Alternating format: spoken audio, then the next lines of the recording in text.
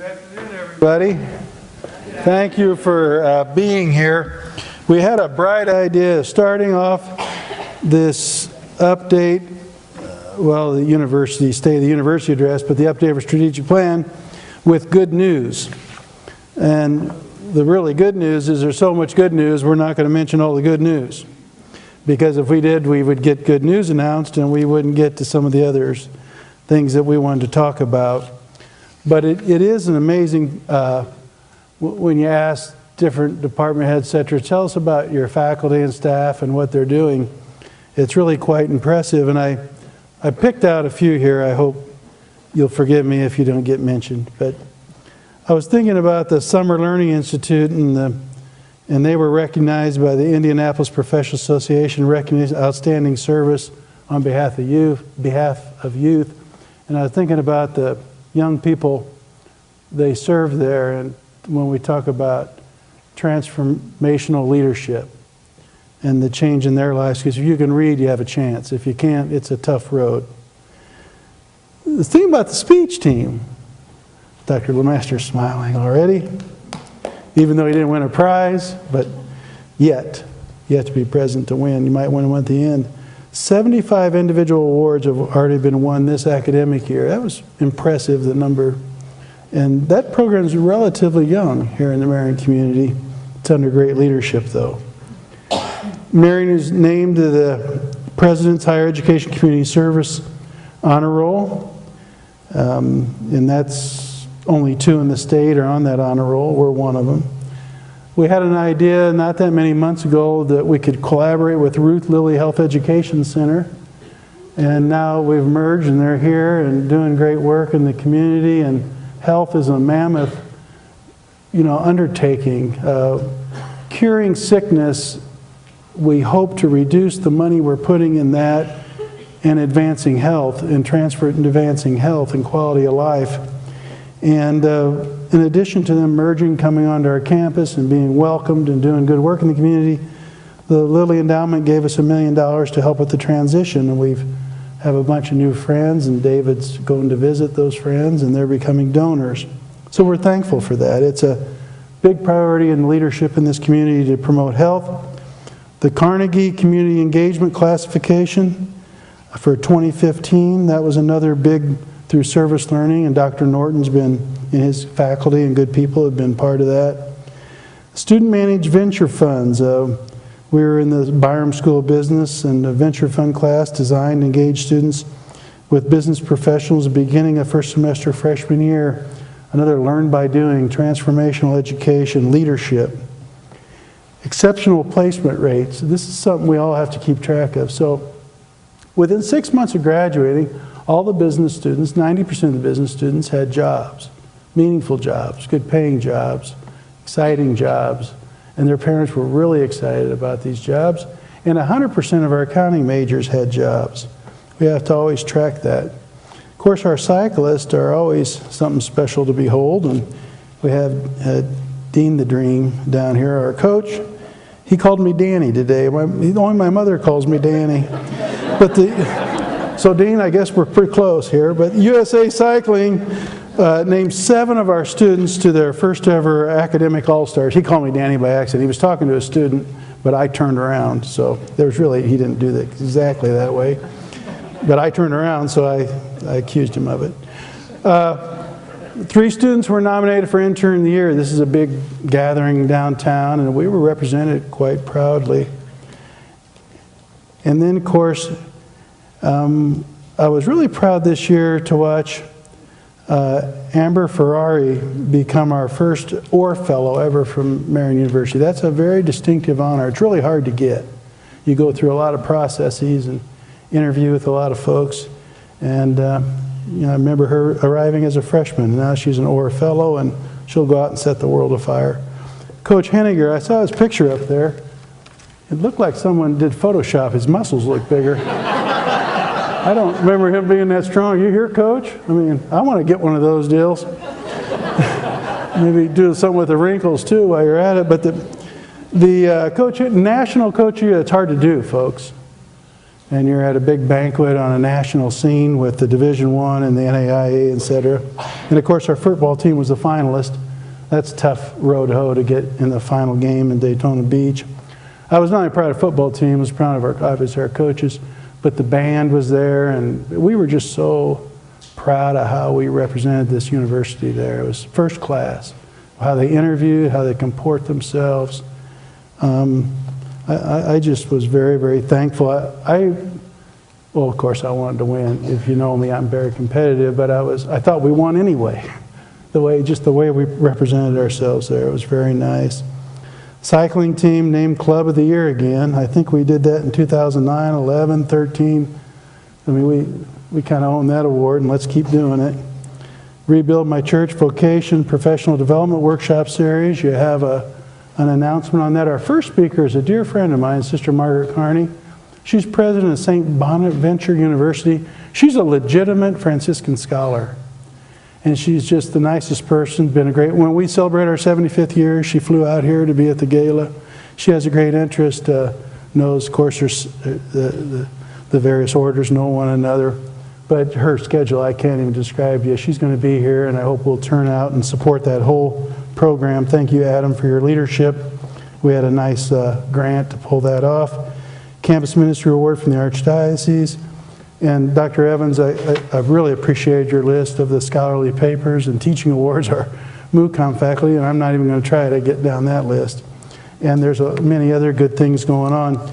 Just to point out, though, in so many areas we are operating at a new level, and I really appreciate it's always, obviously, because of your efforts and our students' benefit.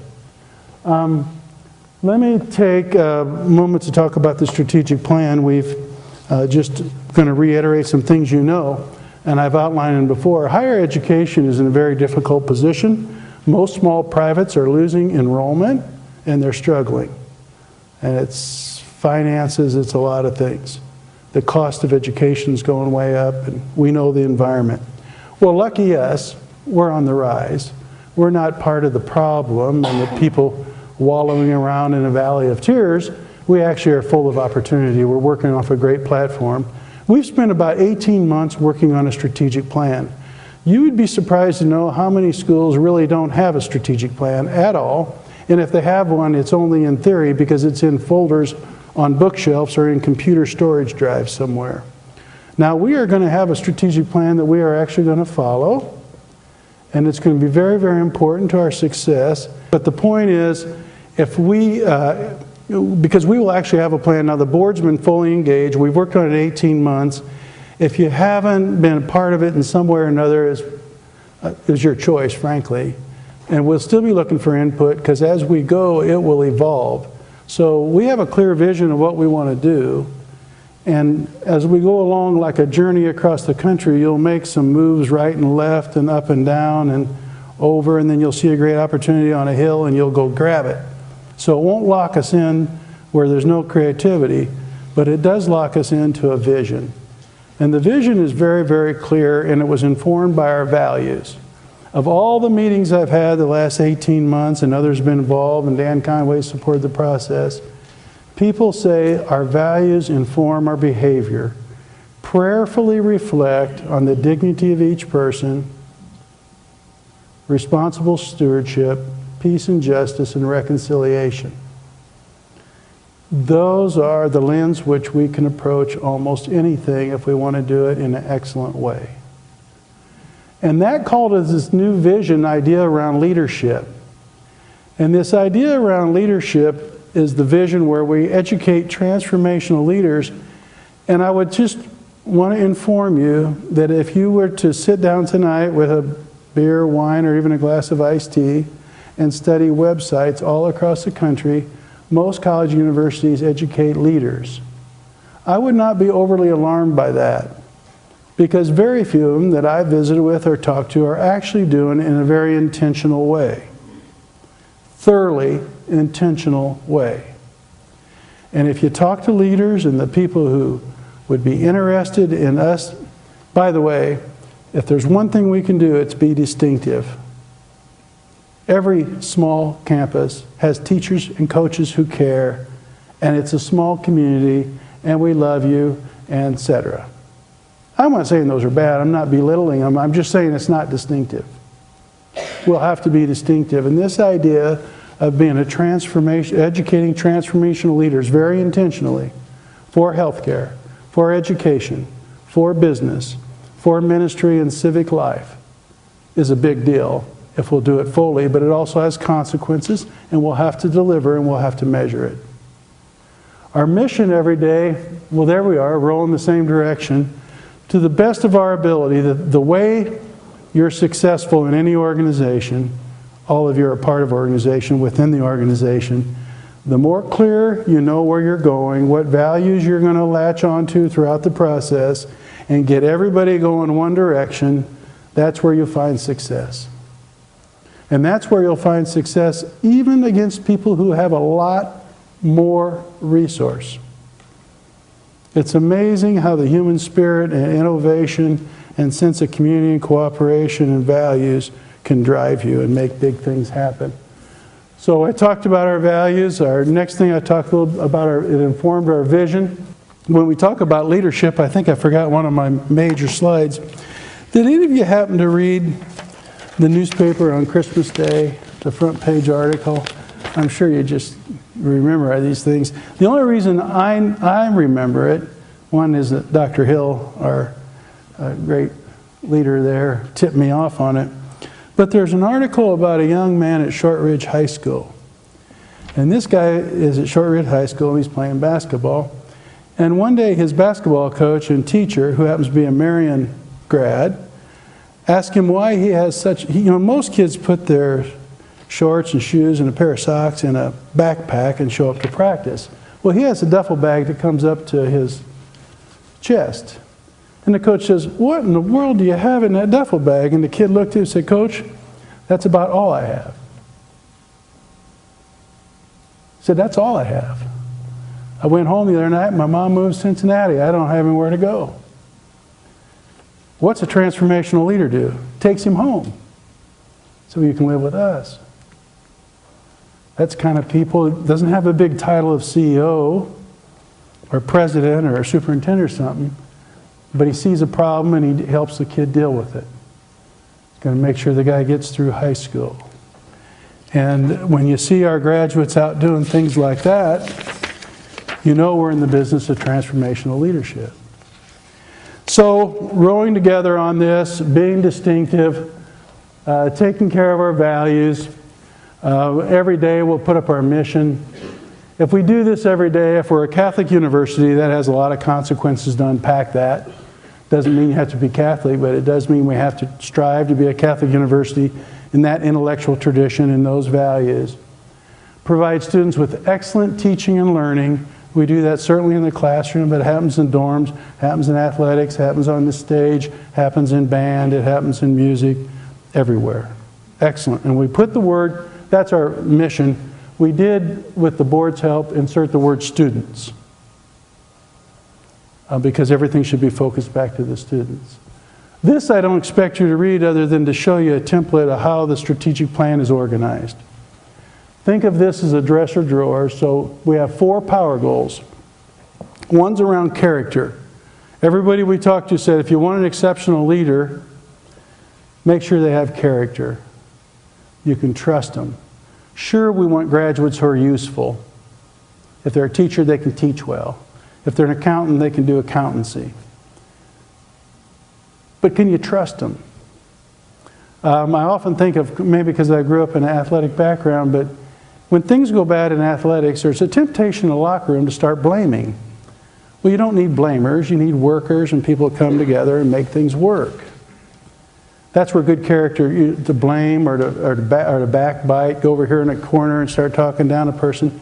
That's not what makes organizations go. Good character, honesty, forthrightness, those kind of things. And so in that power goal, we'll have what university stakeholders have to be involved. See left to right. Develop students as leaders grounded in Catholic and Franciscan values. In that drawer, then there'll be some objectives and how we'll measure that and some real specific plans. Everybody will have this online, and we'll work to fill it up with real specific plans. There'll be one on finding, okay, what kind of investment are we going to need to do this? And then we'll list the investment, we'll list the timeline, how are we going to get that done, what processes or systems have to support it, are we going to have to hire more people, organize a different way, what do we have to do, and how does it relate to our Franciscan and Catholic identity.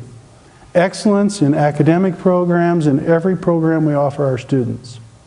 So if we offer our students a program in cycling, is it going to be consistent with our values?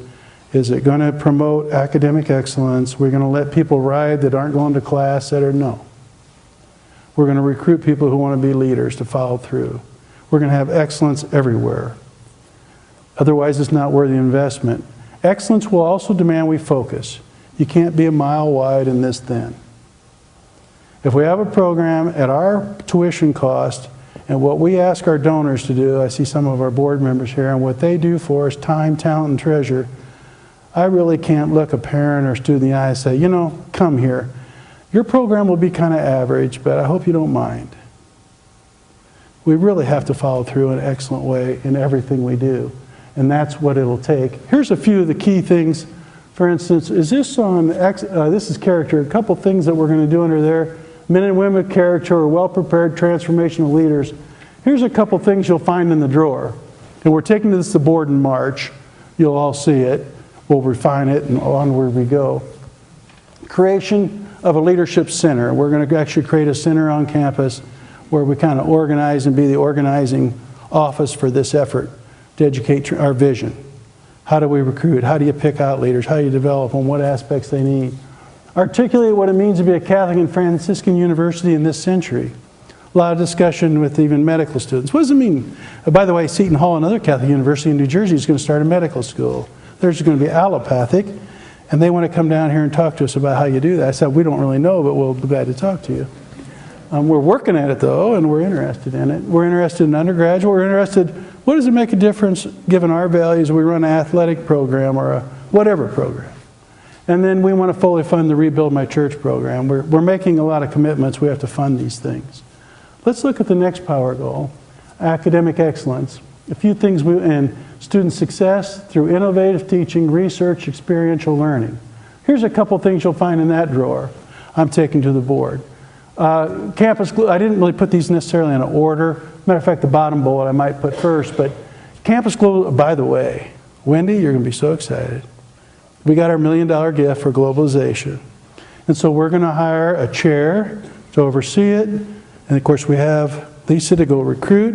And then we're going to hire a foreign student coordinator to take care of services. And we have this is going to be a model plan. If you want to know how to get something funded, we have very clear metrics, how many students we're going to recruit to campus from other countries, and it'll be quite an increase. You'll see a lot more students from other nations here. We're going to have a marketing budget. And then we're also going to help students go study abroad. Dr. Woolston's been very key in this development. Thank you for your hard work. And we'll set up relationships, and we'll have marketing money. And we'll even have some money set aside for students from families that can't afford some of the extra costs involved to help them do it. So it won't only be for students who can afford it. It'll be for students who maybe would struggle to afford it. That's going to bring more students to Marian.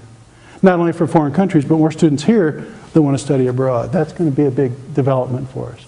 Quality graduate program, research infrastructure. So we're in a big city. A long time ago we decided let's target some graduate programs that will help feed our bottom line. Every undergraduate student basically we lose money on. It's not a good proposition, frankly. It's not the greatest business model. So you have to have fundraising and other things to make it all work.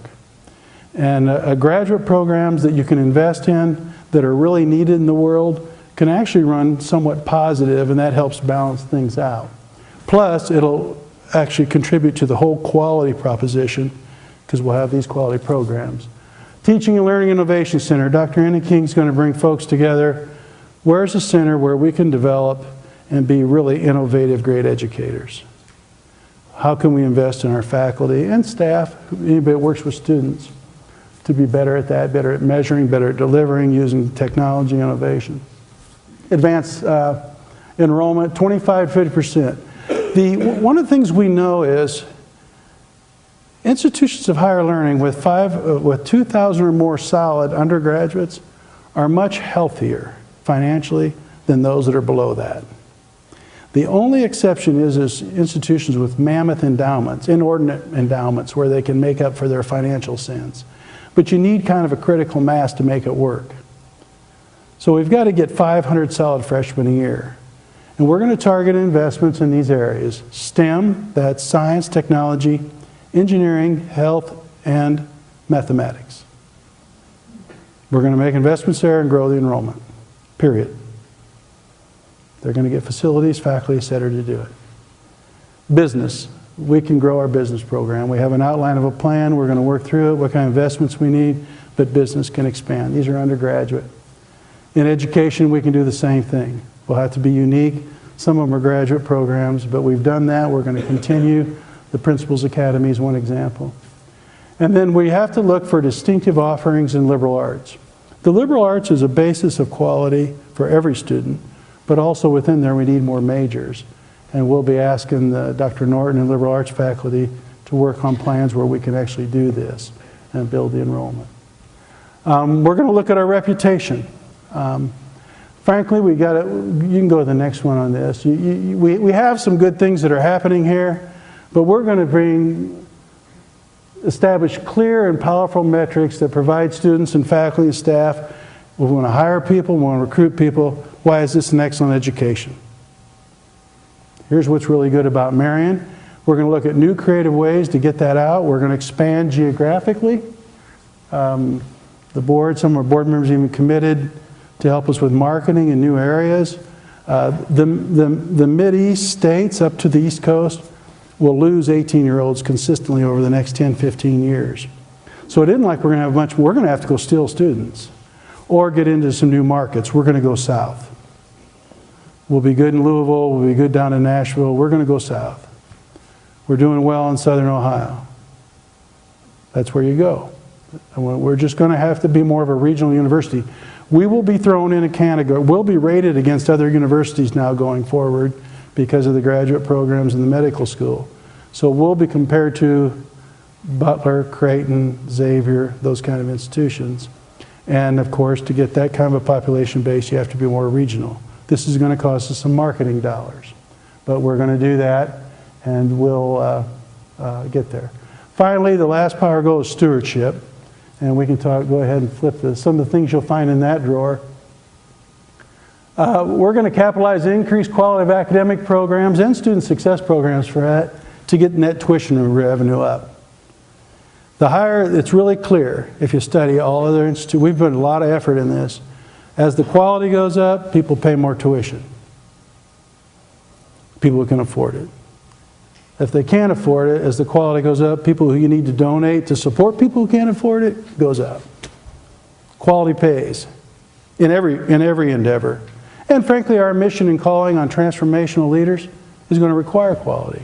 That's the only way to get it. So we'll get a quality bonus, but we'll all have to understand what does that mean in our areas, what does it mean for Marian, how do we communicate when we market for students. By the way, you even see the students that now we're competing for, they're looking at other high-quality institutions. So we'll have to stand toe-to-toe with them. Design and implement management control systems, make necessary data. We don't have all the data and technology and software we need to be highly efficient, and we're going to work on that. And a lot of our board members and their businesses do this, and this will take us to another level. World-class fundraising, I think we are pretty much in the top 10 percentile, but like I said, we want to go another level. And you'll see a lot of things roll out. You know, it was like getting $1 million gift this week. We've been working on it. We've got the final commitment. We're going to have to do a lot of those kind of things. And we'll keep working on that. This plan, by the way, everybody knows this, I believe. We'll have another, you know, like major, humongous, magnanimous, deluxe capital campaign to help fund this. You know, we can't just sit here and hope it falls from the sky. We're going to have to go tell people this is what we want to do, and we would like you to prayerfully consider doing this. And thankfully, most of the time, they say yes. Create a world-class fundraiser. I said that. Develop strong strategic partnerships. Let me talk about that just a minute. Let me make that a little more concrete. The Cycleplex. We don't own it, but we partner with the city and run it, and everybody's better off. The neighborhood, everybody. Ruth Lilly Health. They were kind of alone. Now we're together. Everybody's better off. A big partnership we're working on in June of 16, we're going to have them all here, and I hope you'll get involved in it. There's 22 Franciscan institutions. St. Bonaventure is one of them. And what we want to do is partner with them to create the critical mass you need to do special stuff. For instance, we just got a $100,000 planning grant to work with all the Franciscan institutions to work on student retention. 55,000 students in Franciscan college universities. And the grant-making organization, what we really want is $1 million or $2 million gift, and that's what we're working towards, the planning grants to get there. But we're saying if we could increase retention by 10%, 5,000 lives are changed positively. Grant-making organizations with a couple $1 billion like they have, they like to do big deals. So a loan, USA Fund gives us little money every year, John. I mean, not a little, like 50 or 100,000. But to get big money, you have to get into a bigger group. That bigger group, maybe we could help with investments, maybe we could help with leadership development, maybe we could help with purchasing, doing it together. But you see Catholic Healthcare and other organizations are consolidating to get bigger, to create critical mass and systems and processes. We're going to have to think about that. Matter of fact, we're working at it. And we're going to do it at various levels. Where that'll go, I don't know yet, but we're going to work at that to be part of a bigger deal with a brand and systems to back us up. Partnership with the city, we're looking at St. Vincent's Health, the Sports Performance Center, maybe a clinic that we have for our people. We're working very well in Play Sports India. Deb's working on this day and night. But a lot of people are coming together to say, how do you develop the neighborhood and get more sports facilities for Marian, better things for the neighborhood? Everybody wins. If we try to do that all alone, we'll be waiting. Most of us will be, you know, floating with angels on clouds somewhere before it happens. So we've got to do these kind of things. And we think the partnership mentality is the way to go. We wouldn't have a medical school if we didn't have good partnerships with St. Vincent's and community and those kind of things. We couldn't have done it alone. There's no way. And by partnering with the state on various projects, I should have said in the good news, we just signed a contract that the IPS board approved to do leadership development, to get them new principles and help develop their principles. Talk about transformational leadership. You got to get in there and we got to do something about education together. But we're not going to do that alone. We're going to do it together. So those are 16 texts coming on board. You'll see that develop. So you'll see those big power goals continue to flesh out. We're all going to need to think about on this vision. When we recruit, say a group of students are in here, we educate transformational leaders. And this is a transformational leader has this kind of habits of the mind and intellect and knowledge. A transformational leader can do these things and do them very well. And if you're a coach or a professor, how do you contribute to that? And a transformational leadership has character. People trust you and they can believe in you. And if you're not careful, they'll echo you.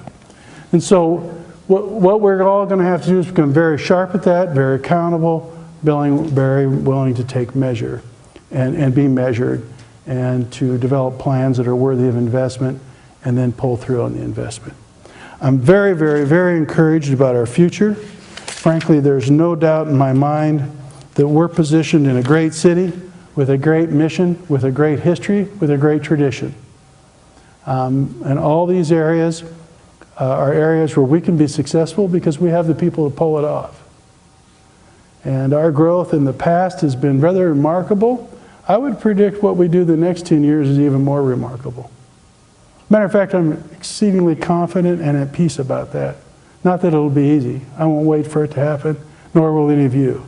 We'll go make it happen very prayerfully, but our next years, because of the platform we're on, will be a lot better. So, I'm sure you have some questions, comments, or suggestions. Dr. Annie King, Ruth, and others have helped put the plan together, Greg. And so we're open to any questions, comments, and then after, yes, right? Sir? You touched on this just briefly in the partnerships, and I don't know if you can, but is there any way to expand a little bit on the Riverside Corridor project and the cycle plan? Yeah, Deb, then you just correct me from right here as I go. The Riverside Corridor, if you look across the street to your left, 38th Street, and if you were like an eagle and could see down to 16th Street and over across the river, you would see a piece of land that's bigger than Central Park. And you would see around us neighborhoods that could use a big economic, social, and cultural boost. And this is an anchor institution that's generating a lot of new employment and new happenings. So we have discussions going on with the city. Playball, Indiana, St. Vincent's is an anchor. Give me some more of these. Sports Corp, Indy Parks.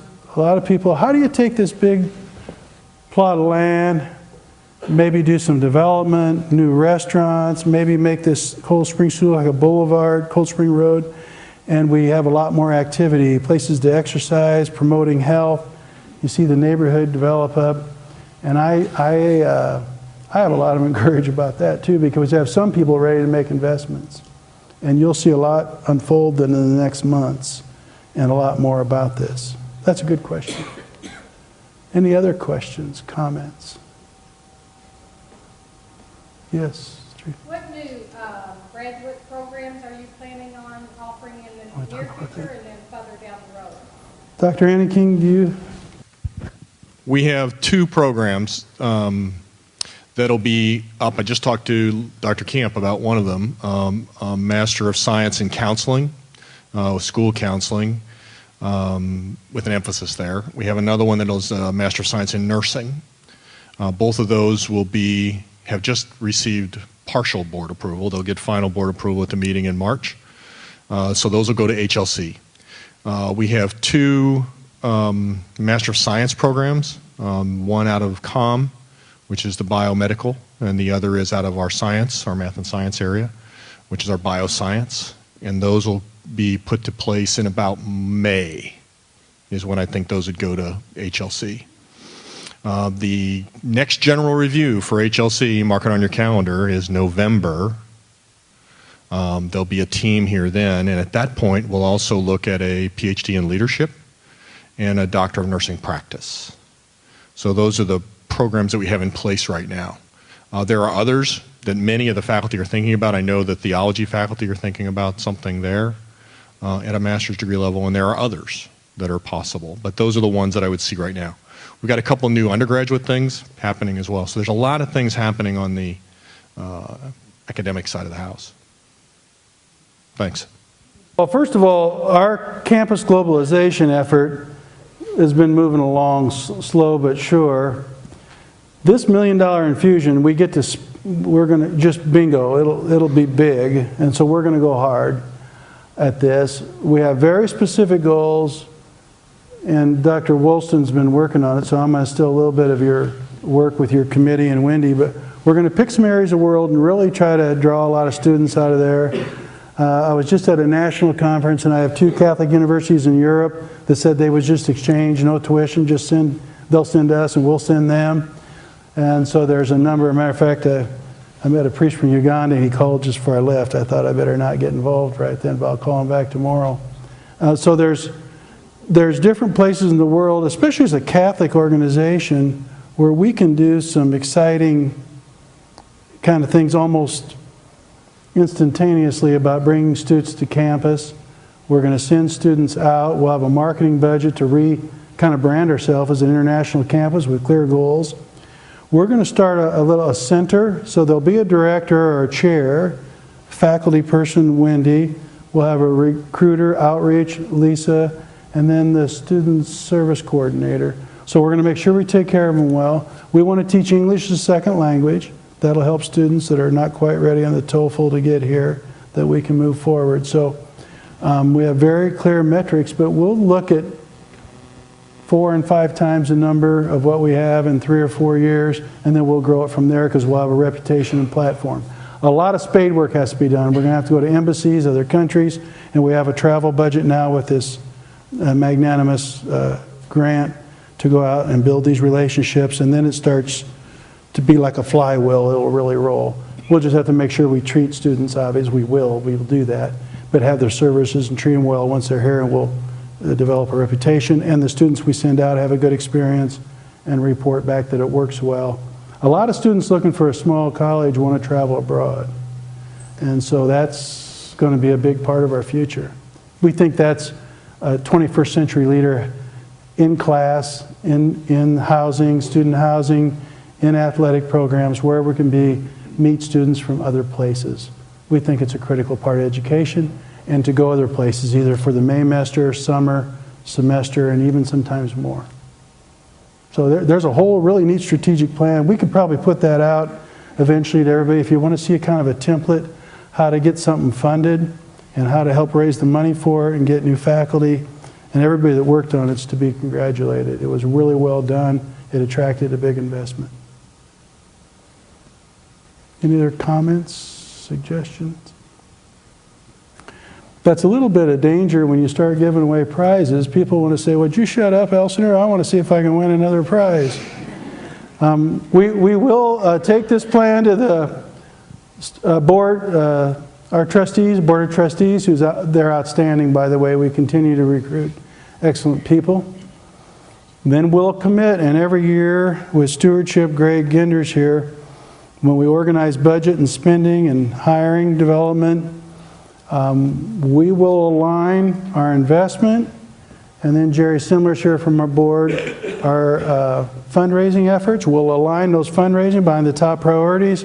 Okay, well, we want this science, we want this done, we want a field house. Okay, those are the top fundraising priorities. When we raise money, we'll build up our balance sheet. When our balance sheet's built up, then you can borrow money at low rates and you build these things and you hire faculty. In the next 24 months, we'll probably spend $8 to $10 million on facility improvements. This year, we'll kind of start slow, ramping it up. But in this next 24 months, you'll see everybody will cheer for this. The board has to approve it, but there'll be big improvements to Stokely Mansion. Stokely Mansion, you can either be 95 degrees or freezing. And so you got to bring a lot of clothes to work. And hopefully we keep them all on. We don't want anything untoward there, but we've got some stuff we just need to fix, roofs and things, and you see them around. But you'll see continuing investment. You'll see trucks and carpenters and all those kind of fun things around. And new professors, we're going to be adding positions and staff to build up the international program and others. So it'll be a really fun time. You'll see a lot of green shoots popping up out of Marian University. So our plan will give us guidance. It'll give place to understanding where you can donate. You're going to get better students. You're going to get better athletes. You're going to get better actors and singers because people are going to want to be part of this deal. We're in a great city with these internships. As I said in the beginning, I couldn't be more confident that we have a really wonderful future together. Thank you for what you've done to build us up to this point.